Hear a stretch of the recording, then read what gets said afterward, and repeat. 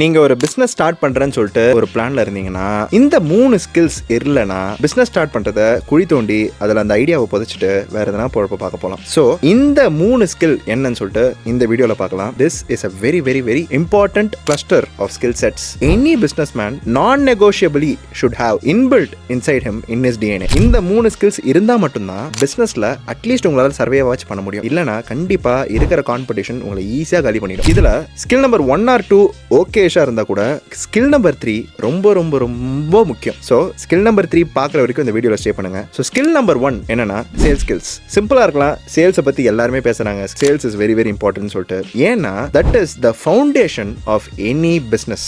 பிசினஸ்ல ஒரு நல்ல ஆண்டர்பிரனர் சேல்ஸ் ஃபர்ஸ்டா பார்ப்பாங்க. ஓகேவா இருக்க ஆண்டர்பிரனர் இல்லனா ஒரு எக்ஸ்பீரியன்ஸ் இல்லாத ஆண்டர்பிரனர் ஆபரேஷன்ஸ் ஃபர்ஸ்டா பார்ப்பாங்க, இல்லனா ப்ராடக்ட் ஃபர்ஸ்டா பார்ப்பாங்க. இதுக்கு என்ன வித்தியாசம்னாக்கா, என் ப்ராடக்ட் சேல் ஆனாதான் கம்பெனி உள்ள காசு வரும், கம்பெனி உள்ள காசு வந்தாதான் என்னால ப்ராடக்ட்டை பெட்டர் பண்ண முடியும், என்னால ப்ராடக்ட் பெட்டர் பண்ணாதான் திருப்பி அந்த ப்ராடக்ட்டை இன்னும் ஒரு 10 பேருக்கு எடுத்து போய் செல் பண்ண முடியும். இதுதான் சேல்ஸ் ஃபர்ஸ்ட் அப்ரோச். ஸோ எப்போ மேசிவ் நம்பர் ஆஃப் ஆடியன்ஸ்க்கு உங்களோட ப்ராடக்ட் கொண்டு போய் சேர்க்கணும், எவ்வளோ ஃபாஸ்ட்டாக கொண்டு போய் சேர்க்க முடியும், என்னோட கம்பெனி கேஷ் ரிச் ஆகும்ன்ற மைண்ட் செட்டோட நீங்கள் திங்க் பண்ணி ஒர்க் பண்ணாதான் your company will grow very fast. So இதுக்கான முக்கியமான skill set sales. If you are a very very good salesman, you can convince and convert a lot of people right from your customers, clients, venture capitalist, investors, angel investors, partners. So many people will be addicted to a person who is very very very good at sales in business. Second skill, financial acumen. எப்பவுமே it's about two parts of the brain. ஒன்னு logical brain, இன்னொன்னு creative brain. Sales skill எல்லாமே creative brainல வந்துரும். Financial acumen, it's all about numbers. இது it comes in a logical brain. நிறைய பேர் வந்து they will be either logical or creative. ஆனா பிசினஸ்ல நீங்க சக்சஸ் பண்ணணும்னா your creative